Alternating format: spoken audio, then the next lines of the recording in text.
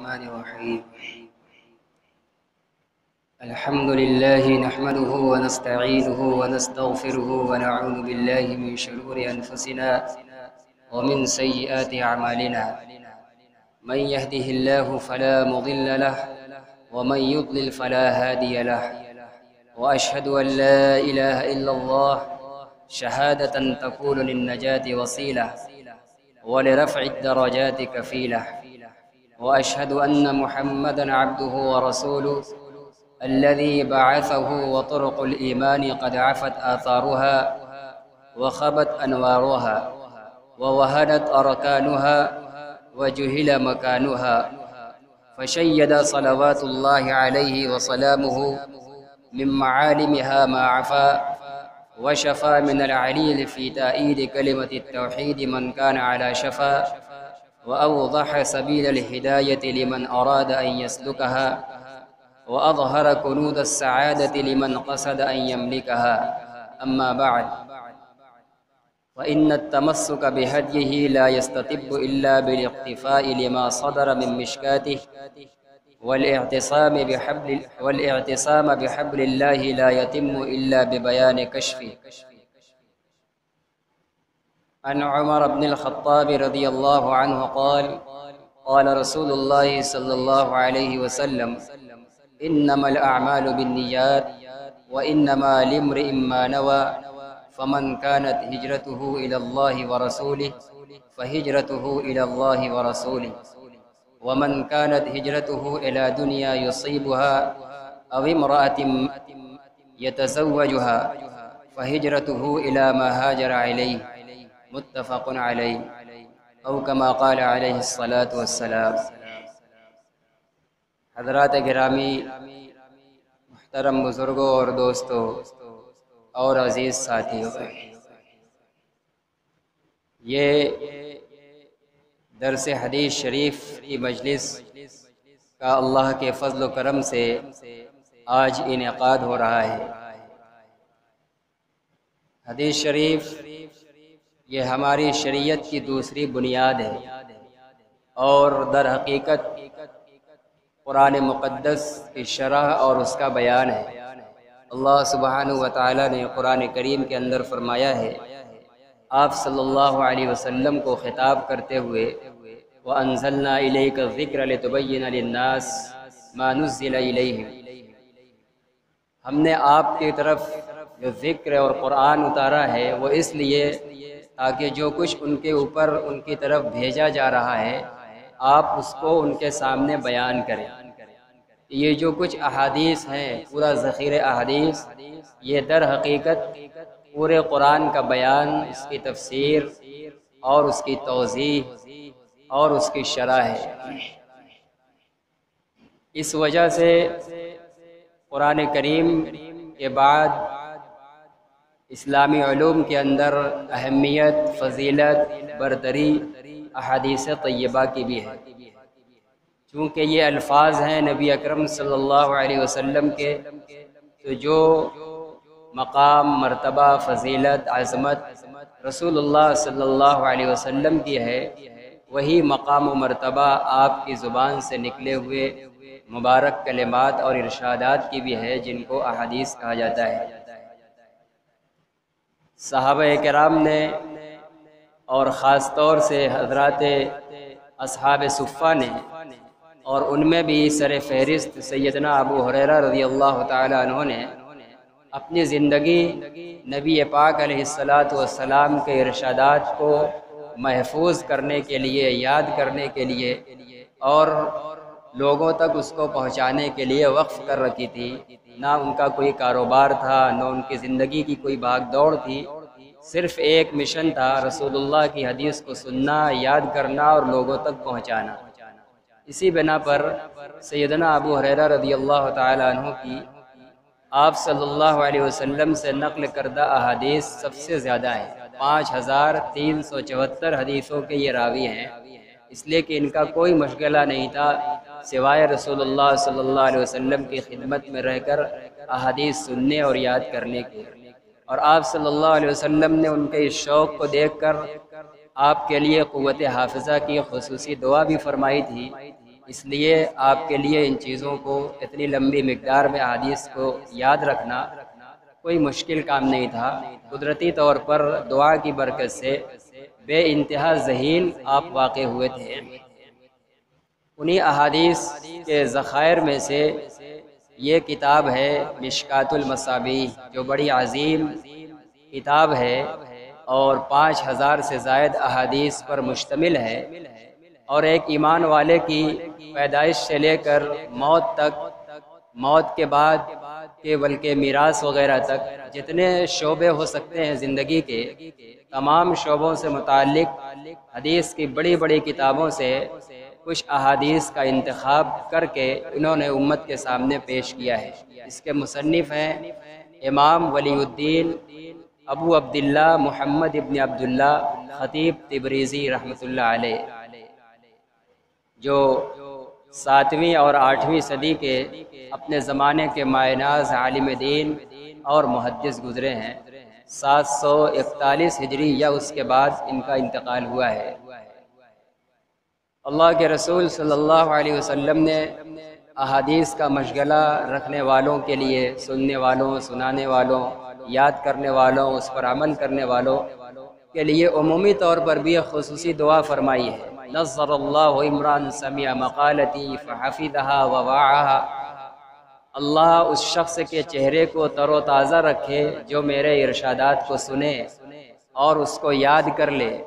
اور اس کو دل سے بھی محفوظ کر لے۔ ایک ہے یاد کرنا، اس کے الفاظ کو محفوظ کر لیا سینوں کے اندر، اور دل کے اندر بالکل محفوظ کرنا یہ ہے کہ اس کے مراد اور منشا کے مطابق عمل بھی کر لے، یعنی اس حدیث کے مصداق پر اپنی زندگی کے اندر عملی مظاہرہ بھی کر دے۔ رسول اللہ صلی اللہ علیہ وسلم فرماتے ہیں، اس کے لیے دعا فرما رہے ہیں کہ اللہ اس کے چہرے کو ہمیشہ تر و تازہ رکھے۔ چنانچہ ہر زمانے کے اندر محدثین، مشائخ اور وہ علماء ربانیین جن کا اڑنا بچھونا حدیث کا مطالعہ، پڑھنا پڑھانا، سننا سنانا، اس کی تحقیق اور تصنیف رہا ہے، دنیا نے دیکھا ہے اور تاریخ نے محفوظ کیا ان کے احوال کہ ان کے ظاہری طور پر بھی چہرے بڑے ہی تر و تازہ اور خوشنما اور خوش و خرم رہے ہیں۔ اس وجہ سے بھی، چونکہ یہ عظیم دعا ہے، اس وجہ سے بھی امت کے لوگوں کی اس فن کی طرف، حدیث کی طرف توجہ زیادہ رہی ہے، بلکہ محدثین کا اس بات پر اتفاق ہے کہ حدیث کا پڑھنے پڑھانے والا اور حدیث کی مجلس میں حاضر رہنے والا وہ اگرچہ براہ راست رسول اللہ صلی اللہ علیہ وسلم کی صحبت میں نہیں ہے، رسول اللہ صلی اللہ علیہ وسلم دنیا سے پردہ فرما چکے ہیں، لیکن صحابہ اکرام آپ کی صحبت میں بیٹھ کر آپ کے ارشادات اور فرمودات ہی تو سنتے تھے، اسی کو نقل کرتے تھے، یاد کرتے تھے، اس کے مطابق عمل کرتے تھے۔ تو اب ہر زمانے کے اندر جو بھی رسول اللہ صلی اللہ علیہ وسلم کی احادیث کے سننے سنانے اور پڑھنے پڑھانے کی مجلس قائم کرتا ہے اور اس میں بیٹھتا ہے، ظاہری طور پر اگرچہ وہ رسول اللہ صلی اللہ علیہ وسلم کے ساتھ نہیں ہیں، لیکن ان کی سانسیں رسول اللہ کی صحبت میں ہیں، اس لیے کہ وہ رسول اللہ کے کلام کو پڑھ رہے ہیں، سن رہے ہیں، جس میں اگرچہ ظاہری طور پر نہیں ہے صحبت رسول میں، لیکن فرماتے ہیں کہ ان کی سانسیں رسول اللہ کے ساتھ ہیں۔ اور اس مجلس کا ایک بہت بڑا فائدہ یہ ہوتا ہے کہ بار بار جب احادیث آتی ہیں تو جب یہ رسول اللہ صلی اللہ علیہ وسلم کی احادیث ہیں تو ہر حدیث سے پہلے آپ کے نام کا حوالہ آئے گا، تو جب نام نامی آتا ہے تو درود پاک کا ورد لکھا ہوا بھی رہتا ہے اور پڑھنے اور سننے والا اس کو زبان سے ادا کرتا ہے اور سب لوگ پڑھتے ہیں۔ اس وجہ سے اس مجلس کے اندر کثرت سے درود شریف پڑھنے کا موقع ملتا ہے، بلکہ علماء نے لکھا ہے کہ محدثین کو اور مجلس درس حدیث میں شریک ہونے والوں کو جتنا کثرت سے درود و سلام پڑھنے کا موقع ملتا ہے، کوئی اور دوسرا موقع نہیں ہے جہاں اتنی کثرت سے درود پڑھنے کا موقع ملتا ہو۔ مشہور خطبہ سے اس کتاب کو مصنف شروع فرما رہے ہیں، الحمدللہ نحمدہ، تمام تعریف ہے اللہ کے لیے، ہم خوب اس کی حمد و ثنا بیان کرتے ہیں، ونستعینہ، اور تمام کاموں کے اندر ہم اسی سے مدد مانگتے ہیں، ونستغفرہ، اور امور کو انجام دینے میں جو کمی اور کوتاہی رہ جاتی ہے انجانے میں یا جان بوجھ کر ہو جاتی ہے، ہم اس سے اس کمی کوتاہی پر معافی چاہتے ہیں۔ ونعوذ باللہ من شرور انفسنا، اور نیک کام، عبادت کا کام، دین کا کام اخلاص کے ساتھ، رضا الہی کے ساتھ کیا جاتا ہے، لیکن پھر بھی نفس ہے، کہیں نہ کہیں نفسانیت کا دخل آ جاتا ہے، شیطان نہیں تو نفس سے کہیں حملہ آور ہو جاتا ہے نیت پر، تو اس کے اوپر اللہ کے نبی نے پناہ سکھلائی ہے کہ ہم اللہ کی پناہ چاہتے ہیں اپنے نفس کے شر سے، کہیں نفس سے کوئی برا خیال اس عظیم اور مبارک کام کے سلسلے میں نہ ڈال دے۔ ومن سیئات اعمالنا، اور اپنے تمام برے اعمال سے ہم اللہ کی پناہ چاہتے ہیں۔ من یہدہ اللہ فلا مضل لہ، جس کو اللہ ہدایت دینے کا فیصلہ کر دے اس کو کوئی گمراہ کرنے والا نہیں ہے۔ ومن یضلل فلا ہادی لہ، اور جس کو اللہ گمراہ کرنے کا فیصلہ کر لے اس کو کوئی دنیا کی طاقت ہدایت نہیں دے سکتی۔ واشہد ان لا الہ الا اللہ، اور میں اس بات کی گواہی دیتا ہوں کہ اللہ کے علاوہ کوئی معبود برحق نہیں ہے، ایسی گواہی جو نجات کا وسیلہ بن سکے، اور ایسی گواہی جو بلندی درجات کا ذریعہ بن جائے۔ واشہد ان محمدا عبدہ ورسولہ، اور میں گواہی دیتا ہوں اس بات کی کہ سیدنا حضرت محمد صلی اللہ علیہ وسلم اللہ کے بندے اور اس کے رسول ہیں، جس کو اللہ نے مبعوث فرمایا ہے اس وقت جب کہ ایمان کے راستوں کے نشانات مٹ چکے تھے۔ حضرت عیسیٰ علیہ السلام کے اٹھائے جانے کا زمانہ لمبا عرصہ ہو گیا تھا، پچھلے نبی کی شریعت کے جو ایمان و اسلام کے آثار اور نشانات تھے وہ سب بالکل مٹ چکے تھے، جہالت کی تاریکیاں عام تھی اور ایمان کے نور اور اس کی روشنیاں بجھ چکی تھی۔ ایسے وقت میں اللہ نے آپ کو مبعوث فرمایا ہے۔ اللہ نے آپ کو مبعوث فرمایا اس وقت جب کہ ایمان کے راستوں کے نشانات مٹ چکے تھے۔ اب ایمان پر چلنا اور اس کو پہچاننا مشکل تھا، جب راستے کا پتہ نہیں تھا تو منزل تک آدمی کہاں سے پہنچ پاتا، اور ایمان کے انوار بجھ چکے تھے۔ وَوَهَنَتْ أَرْكَانُهَا، اور ایمان کی عمارت کے ستون ڈھا چکے تھے۔ وَجُهِلَ مَكَانُهَا، اور ایمان کی منزل نامعلوم ہو چکی تھی، کوئی بھی نام و نشان کسی بھی طرح سے ایمان اسلام کا کوئی پہچان اور وجود باقی نہیں تھا۔ ایسے نازک اور خطرناک وقت میں اللہ نے حضرت محمد صلی اللہ علیہ وسلم کو نبی بنا کر مبعوث فرمایا۔ آپ پر اللہ کی خاص رحمتیں اور سلامتی ہو۔ فشید من معالمها ما عفا، چنانچہ آپ نے نبوت کے بعد ایمان کے نشانات میں سے جو کچھ مٹ گئے تھے ان سب کو ظاہر اور مضبوط کیا۔ اپنی محنت سے دعوت و تبلیغ کے ذریعے ایمان کے جتنے بھی نشانات مٹے تھے سب کو ظاہر کیا، اور صرف ظاہر نہیں کیا بلکہ اس کو مضبوط کر کے بلندی تک پہنچایا۔ وشفا من العلیل فی تائید کلمۃ التوحید من کان علی شفا، اور جو لوگ بیمار ہو چکے تھے، جہالت اور شرک و کفر کی تاریکیوں کے جو مریض ہو چکے تھے، ایسے لوگوں، ان بیماروں میں سے جو لوگ اپنی بیماری کی وجہ سے جہنم کے بالکل کنارے پر جا پڑے تھے اور قریب تھا کہ اب جہنم میں گرتے، ایسے وقت میں اللہ نے آپ کی بعثت فرمائی۔ آپ نے کلمہ توحید کے ذریعے ایسے تمام بیماروں کو شفا عطا فرمائی اور سب کو جہنم کے کنارے سے لے آ کر جنت کے کنارے پر لے آئے۔ وَأَوْضَحَ سَبِيلَ الْهِدَایَةَ لِمَنْ أَرَادَ أَن يَسْلُكَهَا، اور آپ نے ہدایت کی راہ واضح کر دی ہر اس شخص کے لیے جو ہدایت کے راستے پر چلنا چاہے۔ اب جو بھی ہدایت اور ایمان کے راستے پر چلنا چاہے، راہ بالکل عام ہے اور واضح ہے، کسی سے پوچھنے کی بھی ضرورت نہیں ہے، بالکل واضح طور پر اب وہ دین کے راستے پر چل سکتا ہے۔ رسول اللہ صلی اللہ علیہ وسلم نے اتنا واضح کر دیا ہے۔ وَأَظْهَرَ كُنُوزَ السَّعَادَةِ لِمَنْ قَصَدَ أَن يَمْلِكَهَا، اور سعادت مندی اور نیک بختی کے خزانوں کو ظاہر کر دیا ہے جو اس کا مالک بننا چاہے، جو چاہتا ہے کہ سعادت مندی، نیک بختی اور نیکی کا خزانہ جمع کر لے، وہ خزانے ہے کون؟ اللہ کے نبی نے سب کو بالکل ظاہر اور واضح کر دیا ہے۔ کوئی خزانہ اب مخفی اور پوشیدہ نہیں ہے کہ کسی لینے والے کے لیے لینے میں دشواری پیش آئے۔ پھر آگے مصنف فرماتے ہیں کہ آپ صلی اللہ علیہ وسلم کی سیرت کو مضبوطی سے تھامنا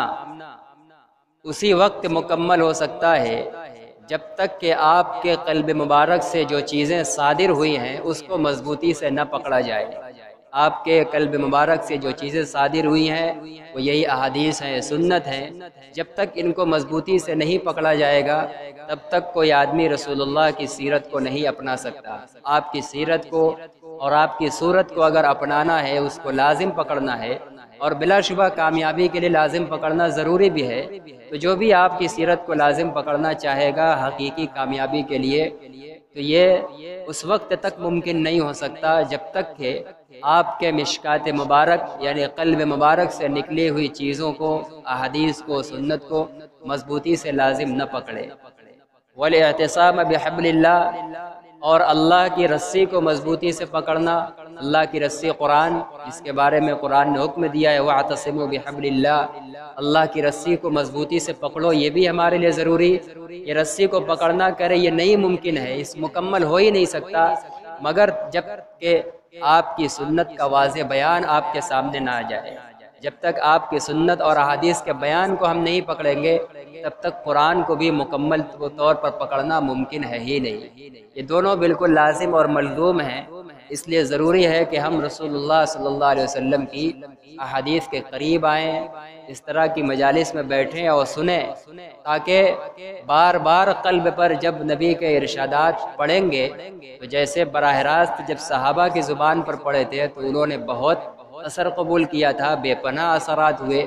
سب کے دل انتہائی منور اور نورانی ایسے ہو گئے کہ اللہ نے ان کو دوسروں کے لیے معیار اور نمونہ قرار دے دیا۔ آج اگرچہ ہم براہ راست آپ کی زبان سے نہیں سن رہے ہیں، کسی کی بھی زبان سے سنیں، لیکن آپ کے کلمات اور ارشادات کے جو انوار ہیں بلا شبہ کچھ نہ کچھ جب بار بار وہ کان سے ٹکرا کر دل تک پہنچیں گے، کچھ نہ کچھ اس نور کا اثر ہمارے دل کے اندر بھی پہنچے گا، اور جب نور دل کے اندر پہنچ جائے گا تو پھر آپ کی سیرت کو پکڑنا اور قرآن کو مضبوطی سے تھامنا ہمارے لیے آسان ہوگا۔ سب سے پہلی جو حدیث ذکر کر رہے ہیں وہ نیت کے بیان کی حدیث ہے، جس کو حدیث نیت بھی کہا جاتا ہے، اور چونکہ وہ حدیث حضرت عمر ابن خطاب رضی اللہ تعالی عنہ نے اپنے زمانے میں لوگوں کے سامنے ممبر پر کھڑے ہو کر بیان کی تھی، اس لیے اس حدیث کو حدیث ممبر بھی کہا جاتا ہے،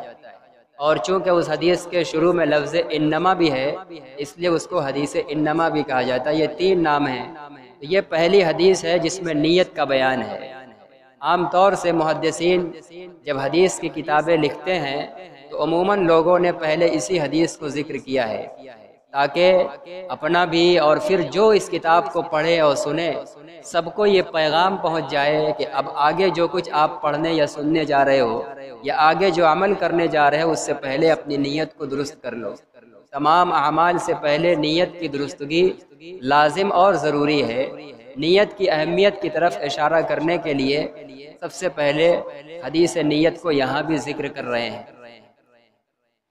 اور اس حدیث کو نقل کرنے والے ہیں حضرت عمر ابن خطاب رضی اللہ تعالی عنہ، جو دوسرے خلیفہ راشد ہیں، انتہائی جلیل القدر اور عظیم صحابی رسول ہیں، سن 13 ہجری کے اندر جن کی شہادت ہوئی۔ وہ فرماتے ہیں کہ رسول اللہ صلی اللہ علیہ وسلم نے فرمایا انما الاعمال بالنیات، بلا شبہ اعمال کا دار و مدار نیتوں کے اوپر ہے۔ اعمال کا دار و مدار یعنی ان کے ثواب کا مدار نیت کے اوپر ہے۔ اعمال ایک تو وہ اعمال ہیں جو خالص عبادت ہیں، جن کے اندر دنیا داری کا بالکل پہلو نہیں ہے، اور وہ بظاہر مقصود عبادت ہیں، جیسے نماز ہے، حج ہے، رمضان کا روزہ ہے، زکوٰۃ ہے۔ یہ وہ عبادت ہیں ان کے اندر نیت کی حیثیت کیا ہے؟ ان کی صحت کے لیے نیت ضروری ہے۔ جب تک نماز سے پہلے نیت نہیں کی جائے گی، وہ بلا نیت نماز پڑھ لی نماز نہیں ہوگی، بلا نیت حج کر لیا، بلا نیت زکوٰۃ ادا کر دی، بلا نیت روزہ رکھ لیا، تو یہ عبادتیں درست ہوں گی ہی نہیں۔ تو جو عبادتیں ڈائریکٹ عبادت ہیں اور مقصود عبادت ہیں، وہ کسی عبادت کا وسیلہ اور ذریعہ نہیں ہیں، وہ خود براہ راست مقصود ہیں، ایسی عبادتوں کے صحیح ہونے کے لیے نیت شرط ہے۔ نیت کے بغیر وہ عبادت صحیح نہیں ہوگی۔ لیکن اس کے علاوہ وہ عبادات جو ڈائریکٹ عبادت نہیں ہے، وہ کسی عبادت کا وسیلہ ہیں، جیسے وضو یہ فی نفس ہی مقصود عبادت نہیں ہے، اس کے اندر عبادت کا جو پہلو آیا ہے وہ اس لیے کہ وہ نماز کا وسیلہ ہے، نماز کا ذریعہ ہے۔ تو جو ایسی عبادتیں ہیں کہ خود براہ راست عبادت نہیں، کسی عبادت کا ذریعہ ہونے کی وجہ سے وہ عبادت ہیں، تو ایسی عبادت اگرچہ ظاہری طور پر بغیر نیت کے صحیح ہو جاتی ہے، لیکن ان پر ثواب بغیر نیت کے نہیں ملتا ہے۔ اب اگر کوئی آدمی وضو کرتا ہے بغیر نیت کے تو اس وضو سے نماز پڑھ سکتا ہے، اس کا وضو درست ہے، لیکن اس کو وضو پر کوئی ثواب نہیں ملے گا۔ اگر نیت کر لی کہ میں وضو کر رہا ہوں پاکی حاصل کرنے کی، تاکہ وہ عبادتیں جو بغیر وضو کے درست نہیں ہیں وہ ہمارے لیے حلال ہو جائیں، تلاوت حلال ہو جائے، یہ نیت کر لی اور زبان سے بھی ضروری نہیں، صرف دل میں سوچ لیا، تو اب اس وضو پر ثواب بھی ملے گا۔ عام طور سے ایسی عبادتوں کے اندر ہم غفلت کرتے ہیں اور عموماً ہمارے بہت سے کام بلا نیت ہو جاتے ہیں اور وہ صرف ایک عمل ہو کر رہ جاتے ہیں اور اس پر ہمیں کوئی اجر و ثواب نہیں ملتا۔ اس لیے بھی محدثین پہلے پہل نیت کی حدیث کو لاتے ہیں کہ پہلے ایمان والوں کے دل کی کیفیت درست ہو جائے، اس کو نیت کی بات معلوم ہو جائے، تاکہ اس کا کوئی عمل بھی رائگاں اور ضائع نہ ہو۔ تو یہ تو ہوا وضو وغیرہ جو ایک عبادت کا ذریعہ ہیں اور نماز کے لیے اور قرآن کو چھونے کے لیے ضروری ہیں، ان کا یہ حال ہے کہ اگر نیت نہ کیا جائے تو صرف صحیح ہو جاتے ہیں، ثواب نہیں ملتا ہے، اور اگر نیت کر لیا جائے تو ان پر ثواب بھی ملتا ہے۔ اس کے علاوہ ایمان والے کے ہر جائز کام، ایمان والا دنیا میں بھی جتنا بھی جائز کام کرتا ہے، کھاتا ہے، پیتا ہے، سوتا ہے، کپڑا پہنتا ہے، ٹہلتا ہے، تجارت کرتا ہے، کسی کی مدد کرتا ہے، اپنے اوپر خرچ کرتا ہے، اپنے پریوار پر خرچ کرتا ہے، کسی سے ملتا ہے، کسی سے محبت رکھتا ہے، جتنے بھی کام ہیں ایک انسان دوسرے انسان کے ساتھ کرتا ہے یا اپنی ذات کے ساتھ کرتا ہے یا ایک سماج کے ساتھ کرتا ہے جو جائز کام ہے، اور اس کے اندر ظاہری طور پر کوئی عبادت کا پہلو بھی نہیں ہے، ایسے ہر کام کے اندر اگر ایمان والا نیت کر لے کہ میں یہ کام اللہ کی رضا کے لیے کر رہا ہوں، میں کھانا کھا رہا ہوں اللہ کا حکم ہے اس لیے تاکہ اللہ خوش ہو جائے، کپڑا پہن رہا ہوں اللہ کے حکم پر عمل کرنے کے لیے، اپنے پریوار پر خرچ کر رہا ہوں اللہ کی رضا کے لیے، کسی بیمار کی تیمارداری اور عیادت کر رہا ہوں اللہ کی رضا کے لیے، کسی کی مدد کر رہا ہوں اللہ کی رضا کے لیے، تمام جائز کام جو ہم دن بھر میں نامعلوم ہزاروں کام کرتے ہیں، اگر ان تمام جائز کاموں میں نیت اگر کر لی جائے اللہ کی رضا کی، یا اس بارے میں اگر رسول اللہ کی ہدایت ہے تو اس ہدایت پر عمل کرنے کی، تو ہمارے تمام کام عبادت بن جاتے ہیں، سب پر ہمیں ثواب ملتا ہے۔ اسی پر آپ متنبہ فرما رہے ہیں کہ جتنے بھی اعمال ہیں مباح جائز عبادت کے علاوہ بھی، وہ سب ایمان والے کے لیے سب پر ثواب مل سکتا ہے، لیکن سب پر ثواب کا مدار نیت کے اوپر ہے۔ نیت جب ہم کریں گے اس عمل کے وقت تب ہمارا ثواب بنے گا، ہم ثواب کے مستحق ہوں گے، ورنہ ایک ہمارا دنیا کا ایک محنت اور کام ہو کر رہ جائے گا۔ ہم دن بھر میں سینکڑوں ہزاروں کام کرتے ہیں، کتنے کام کرتے ہیں، کاروبار کر رہے ہیں، کھا رہے ہیں، پی رہے ہیں، لیکن لا علمی کی وجہ سے، نہ معلوم ہونے کی بنا پر سب ہم بلا نیت کے کر رہے ہیں، اور صرف دنیا کی ایک مشقت اور بھاگ دوڑ ہو رہی ہے۔ اگر تجارت بھی کی جائے اس لیے کہ اللہ کا حکم ہے، اللہ کے نبی کی ترغیب ہے، ہم اس لیے کر رہے ہیں اللہ کے حکم پر عمل ہو جائے، اور اس کے نتیجے میں ہم حرام سے بچ کر حلال غذا کھائیں اور اپنے اہل و عیال کا بغیر کسی کے آگے ہاتھ پھیلائے ہوئے پیٹ بھریں، یہ ساری نیتیں اگر ہو جائیں تو تجارت کی تمام مشقت پر، تمام بھاگ دوڑ پر بلا شبہ یقین کے ساتھ کہا جا سکتا ہے اس کو تجارت کا ثواب بھی ملے گا۔ اسی کو رسول اللہ صلی اللہ علیہ وسلم فرما رہے ہیں، اور اس کو یہاں مصنف سب سے پہلے ذکر ہے، اور عام محدثین کا یہی طریقہ رہا ہے کہ تاکہ جو حدیث کی یہ کتاب پڑھے کم از کم اس کو یہ تنبہ ہو جائے کہ آگے کے تمام احادیث کو پڑھنے اور سننے سے پہلے ہم اپنی نیت کو درست کر لیں، کہ کہیں ہم یہ پڑھنا اور سننا فخر کے لیے، ناموری کے لیے تو نہیں کر رہے ہیں، کہیں اس لیے تو نہیں تاکہ علم بڑھ جائے گا تو لوگوں کے آگے فخر جتائیں گے۔ اگر یہ سب نیتیں ہیں تو پڑھنا، سننا، سنانا سب وبال ہے، اور اگر نیت یہ ہے کہ یہ رسول اللہ کی حدیث ہے، ہم اس کو سنیں گے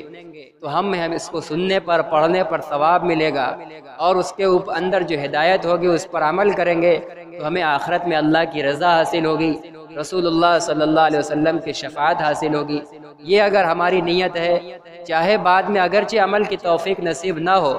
نفس سے بیٹھنا اور سننا بھی ہمارا عبادت ہوگا اور اس پر اجر و ثواب ملے گا۔ اس حدیث کو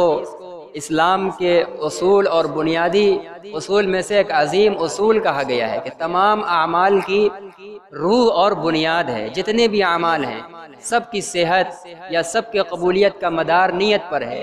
اور اس حدیث کے اندر اسی کا بیان ہے کہ نیت کے بغیر کسی عمل پر ثواب مرتب نہیں ہوتا ہے۔ اس بنا پر محدثین نے اس حدیث کو کہا ہے کہ یہ دین کی تمام بنیادوں میں سب سے بڑی بنیاد ہے، اسی پر اصل اعمال پر ثواب ملنے اور اس کی قبولیت کا مدار ہے۔ بعض لوگوں نے کہا کہ یہ حدیث آدھا دین ہے، باقی تمام احادیث آدھا دین، یہ حدیث نیت جو مختصر تھی یہ خود اکیلی آدھا دین ہے، اس لیے کہ تمام احادیث کے اندر جو بیان ہے جن عمل کا وہ اعضائے ظاہرہ سے ہے، اور اس کے اندر جو بیان ہے وہ اکیلا دل سے بیان ہے۔ اعمال جیسے اعضائے ظاہرہ سے کیے جاتے ہیں، ایسے ہی ان اعمال پر ثواب یا ان کی قبولیت کا اعتبار اور مدار دل اور نیت پر ہوتا ہے۔ تو دل والی کیفیت کا بیان اس کے اندر ہے، تو گویا پورے آدھے دین کا بیان اس کے اندر ہے۔ فرماتے ہیں کہ اعمال کا ثواب اور اس کا مدار نیتوں کے اوپر ہے، یعنی اچھی نیت کے اوپر۔ یہ نہیں کہ مطلق جو بھی نیت کر لی اس پر ثواب مل جائے گا۔ یہاں اصل مقصود یہی بتلانا ہے کہ فاسد نیت نہیں ہونی چاہیے، صحیح نیک اور درست نیت ہونی چاہیے رضا الہی کی۔ کچھ نہ یاد ہو کیا نیت کیا جائے کس عمل کے اندر، بس یہی نیت کر لی جائے ہم یہ عمل کر رہے ہیں اللہ کو راضی اور خوش کرنے کے لیے۔ یہی تمام نیتوں کا اصل مغز اور خلاصہ ہے۔ آگے فرماتے وَإِنَّمَا لِامْرِئٍ مَّا نَوَىٰ، اور بلا شبہ آدمی کو وہی ملے گا جس کی اس نے نیت کی۔ جو وہ نیت کرے گا وہی نتیجہ اس کے سامنے آئے گا، اور بے نیت عمل کرے گا کوئی نتیجہ سامنے نہیں آئے گا۔ نیت اگر کسی عبادت سے اچھی اور نیک کی رضا الہی کی ہے تو اللہ کی رضا ملے گی، اور اگر خدا نہ کرے نیک کاموں سے نیت ہماری دنیا طلبی کی ہے، شہرت کی ہے، عزت کی ہے، ناموری کی ہے، ہو سکتا ہے کہ دنیا میں عزت، شہرت، ناموری مل جائے لیکن آخرت میں اس عمل کا کوئی وزن نہیں ہوگا۔ تو آدمی جو نیت کرے گا اللہ کے نبی فرماتے ہیں کہ اس کی نیت کے مطابق ہی اس کا نتیجہ سامنے آئے گا۔ اب آگے ایک عمل کی مثال پیش کر رہے ہیں۔ ہجرت جو پہل مکہ سے مدینہ کی طرف ہوئی تھی، جو اپنے دین اور ایمان کو بچانے کے لیے جب مکہ کے اندر بالکل ماحول تنگ ہو چکا تھا، دین پر عمل کرنا، دین کی بات پھیلانا بالکل گہرا تنگ کر دیا گیا تھا اس کے خلاف، تو اب حکم ہوا کہ مدینہ ہجرت کر جاؤ، وہاں مناسب ماحول ملے گا اور دین کا کام بآسانی ہوگا۔ تو اس وقت ہجرت فرض کی گئی تھی۔ آج بھی اگر کوئی کسی علاقے کے اندر اس طرح گھر جائے اور بالکل کسی بھی طرح سے دین پر عمل اس کے لیے ناممکن ہو جائے اور اس کے لیے مقابلہ بھی کرنے کی طاقت نہ ہو، وہ بھی کیا ہے اپنے دین پر عمل کرنے اور حفاظت کے لیے کسی ایسی جگہ پر چلا جائے جہاں دین پر عمل کرنے کی آسانی اور کھلا ماحول ہو، تو اسی کو ہجرت کہتے ہیں۔ اصل ہجرت یہی ہے کہ دین کی حفاظت اور کھلے ماحول میں دین پر عمل کرنے کے لیے اپنے وطن کو چھوڑ کر دوسری جگہ چلا جانا۔ یہ کوئی معمولی کام نہیں ہے۔ ایک جگہ جہاں آدمی کا کاروبار، زمین جائیداد، رشتہ دار، تمام کچھ جس جگہ پر موجود ہے، چھوڑ کر ایک پردیش اور اجنبی میں جانا یہ کوئی آسان کام نہیں، یہ بہت بڑا دل، جگرے اور ہمت کا کام ہے۔ اسی لیے اس عمل پر بہت زیادہ ثواب بھی ہے۔ چنانچہ جو صحابہ مکہ سے مدینہ ہجرت کر کے گئے وہ مہاجر کہلائے، ان کا جو مقام ہے وہ مدینہ کے موجود انصاری صحابی کا نہیں ہے، ان کا ان سے کم ہے۔ تو مہاجرین کو جو بلند مقام ملا ہے وہ اسی بنا پر کہ انہوں نے دین کے لیے مکہ، اپنا باپ دادے کا وطن، مکان، جائیداد، کاروبار، سب کچھ وہاں چھوڑ کر صرف دین کے لیے ایک اجنبی جگہ پر چلے آئے جہاں نہ ان کا مکان ہے، نہ دکان ہے، نہ تجارت ہے اور نہ کوئی ان کا رشتہ دار ہے، ایسی جگہ پر چلے آئے۔ تو یہ ہجرت بہت عظیم عمل ہے اور بہت بڑے اجر و ثواب کا عمل ہے۔ تو اللہ کے نبی فرما رہے تھے کہ جس شخص کی ہجرت اللہ اور اس کے رسول کی طرف ہوگی، اللہ اور اس کے رسول کے لیے ہوگی، تو اس کی ہجرت اللہ اور اس کے رسول کی طرف مانی جائے گی۔ جو ہجرت کرے اس نیت سے کہ میں ہجرت کر رہا ہوں کہ اس ماحول کے اندر دین پر عمل کرنا اب انتہائی ناممکن ہو چکا ہے، اب ہم اس جگہ پر چلیں جہاں اللہ رسول کا نام لینا ممکن ہو، دین پر عمل کیا جا سکتا ہو تو وہ اس نیت سے گیا ہے تو کہہ رہے اس کی ہجرت اللہ اور اس کے رسول کے لیے ہجرت مانی جائے گی، اور اللہ اور اس کے رسول کے لیے ہجرت پر جو ثواب ہے وہ اس کو ملے گا۔ ومن کانت ہجرتہ الی دنیا، اور جس شخص کی ہجرت دنیا کی طرف ہو، ہجرت آدمی دنیا کے لیے بھی کرتا ہے، اپنے وطن میں ہے کاروبار کی تنگی ہے یا جگہ کی تنگی ہے، یا کبھی یوں ہی آدمی کوئی باہر کی اچھی جگہ مل جاتی ہے تو وہ اپنے وطن کو چھوڑ کر دوسری جگہ چلا جاتا ہے۔ تو اگر یہ جانا صرف دنیا طلبی کے لیے اس لیے گیا تھا کہ اپنے مکان کے اوپر آمدنی کم تھی اور پردیس میں جا کر اس سے 2 گنا 10 گنا آمدنی ہو رہی ہے، خالص دنیا کے لیے گیا ہے تو اس کی ہجرت دنیا کے لیے مانی جائے گی، اس پر کوئی اجر و ثواب نہیں ملے گا۔ اس کو مہاجر نہیں کہیں گے کہ یہ مہاجر ہے، اپنا بنارس چھوڑ کر یہ دبئی چلا آیا اس لیے اس کو مہاجرین کا ثواب ملے گا، یہ بہت بڑے اجر و ثواب کا مستحق ہے، نہیں، اس لیے کہ اس کی نیت اور اس کی ہجرت خالص دنیا اور معیشت دنیا کے لیے ہوئی ہے، اس لیے اس کی ہجرت اللہ اور اس کے رسول کی ہجرت نہیں مانی جائے گی۔ ومن کانت ہجرتہ الی دنیا، اور جس کی ہجرت دنیا کی طرف ہوگی، دنیا کے لیے ہوگی، یصیبھا، جس دنیا کو تاکہ جا کر وہ اس جگہ حاصل کر لے، او امرأۃ یتزوجھا، یا جس کی ہجرت کسی عورت کے لیے ہوگی جس سے وہ شادی کر لے، دوسرے وطن دوسری جگہ میں کسی عورت سے شادی کرنا چاہ رہا ہو، اس نے مثلا شرط لگا دی کہ اپنا وطن چھوڑ کر ہمارے وطن آؤ تب میں تم سے شادی کرنے کے لیے آمادہ ہوں، وہ اس عورت سے شادی کرنے کے لیے ہجرت کر گیا، اس کو مہاجر نہیں کہا جائے گا، اور اس کو اس ہجرت کا ثواب نہیں ملے گا جو دین کے لیے ہجرت پر اور نصرت پر ثواب ملتا ہے، وہ دنیا کی ہجرت مانی جائے گی۔ فرماتے ہیں کہ جس کی ہجرت دنیا کے لیے ہو تاکہ دنیا حاصل کر لے، اور جس کی ہجرت کسی عورت کی طرف ہو تاکہ اس سے شادی کر لے، فہجرتہ الی ما ہاجر الیہ، تو اس کی ہجرت اسی چیز کی طرف مانی جائے گی جس کی طرف اس نے ہجرت کی، وہ ہجرت اللہ اور اس کے رسول کی طرف نہیں مانی جائے گی، اور اللہ اور اس کے رسول کی طرف ہجرت پر جو اجر و ثواب ہے وہ اس کو نہیں ملے گا۔ اس حدیث میں یہ مثال دینے میں اصل میں ایک پس منظر ہوا تھا، ایک شخص تھے جن کا نام مشہور اور گمنام ہے، وہ صحابی تھے، نئے صحابی تھے، ان کو دوسری جگہ پر ایک مسلمان عورت ام قیس، اس عورت کا نام معروف ہے، اور یہ ام قیس عورت مشہور صحابی حضرت عکاشہ ابن محصن کی بہن تھی۔ حضرت عکاشہ ابن محصن ان خوش نصیب لوگوں میں سے ہیں جن کے بارے میں اللہ کے نبی نے فرمایا تھا کہ میری امت میں 70,000 لوگ ایسے ہوں گے جو بلا حساب و کتاب جنت میں داخل ہوں گے، اور نام لے کر عکاشہ ابن محصن کے بارے میں فرمایا کہ ان میں سے وہ بھی ہوں گے۔ 70,000 میں سے اور بقیہ کا نام نہیں لیا، ایک عکاشہ ابن محصن کو متعین کیا کہ ان 70,000 میں سے یہ بھی ہیں جو بغیر حساب و کتاب جنت میں جائیں گے۔ اسی عکاشہ کے بہن تھی ام قیس، انہوں نے ایک مسلمان شخص جب ان سے شادی کی خواہش ظاہر کی تو انہوں نے کہا کہ تم میرے گھر اور وطن کی طرف ہجرت کر کے آؤ تب میں آمادہ ہوں، چنانچہ وہ شخص اس عورت کی طرف شادی کے لیے ہجرت کرنے کے لیے چلے گئے۔ اسی پس منظر میں آپ نے یہ مثال دی تھی کہ جو آدمی کسی دنیا کے عام دنیا کو حاصل کرنے کے لیے یا کسی عورت سے شادی کرنے کے لیے ہجرت کرے گا تو اس کی ہجرت اللہ اور اس کے رسول کی طرف ہجرت نہیں مانی جائے گی، اسی چیز کی طرف ہجرت مانی جائے گی جس کی طرف اس نے ہجرت کی ہے، اور اس پر اللہ اور اس کے رسول کے لیے کی ہوئی ہجرت کا اجر و ثواب نہیں ملے گا۔ چنانچہ اس شخص کا نام تو معلوم نہیں ہے، لیکن چونکہ ام قیس کی طرف انہوں نے نکاح کے لیے ہجرت کی تھی تو مہاجر ام قیس کے نام سے وہ مشہور ہیں، ورنہ ان کا اصلی اور حقیقی نام تاریخ کے اوراق کے اندر محفوظ نہیں ہے۔ یہ اللہ تعالیٰ کی مصلحت بھی ہے صحابہ کرام کے ساتھ کہ اگر کسی صحابی سے بعض ایسے کام ہوئے ہیں جو صحابیت کے شان کے لائق نہیں تھے تو اللہ نے ان کے نام کو بھلوا دیا ہے، گمنام کرا دیا ہے، تاکہ کسی مسلمان کے دل کے اندر اس عمل کی بنا پر جو کوئی ناجائز عمل نہیں ہے لیکن ان کی شان کے مناسب نہیں تھا، اس عمل کی بنا پر کسی صحابی کی شان میں ادنا سے بھی دل کے اندر کوئی کدورت اور بدگمانی نہ آ سکے۔ تو ایسے بہت سے واقعات ہیں، جیسے وہ قبیلے غامدیہ کی عورت جس سے زنا کا صدور ہوا تھا، اس کا نام معروف نہیں ہے، بس غامدیہ قبیلے غامدی کی عورت،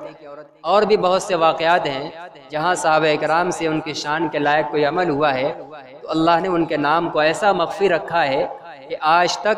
ان کو امرأہ، ایک عورت یا ایک آدمی، اسی سے یاد کیا جاتا ہے، ان کا اصلی نام معروف اور معلوم نہیں ہے۔ تو یہی مہاجر ام قیس کا بھی ہوا کہ ان کو ہجرت کرنی چاہیے تھی اللہ اور اس کے رسول اور اس کی رضا کے لیے،